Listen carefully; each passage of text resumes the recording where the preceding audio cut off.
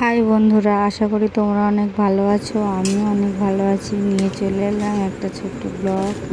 আজকে ছেলে মেয়ে বায়না করেছে তারা পিঠে খাবে। আমার শরীরটা ভালো ছিল না, কিন্তু কি করব বলো, ওদের কাছে আমার শরীরটা আগে নয়। ওদের মুখের হাসি দেখলেই আমার শরীরটা এমনিই ঠিক হয়ে যাবে।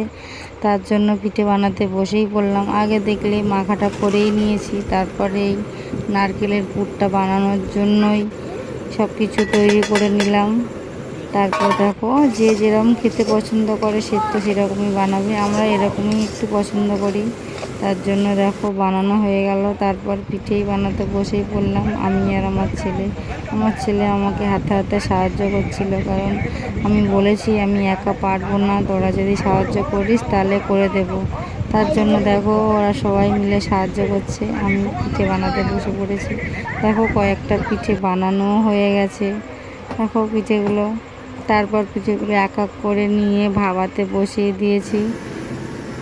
ভাপানো হয়ে গেলে তোমাদেরকে দেখাচ্ছি পিঠেগুলো কতটা সুন্দর লাগছে।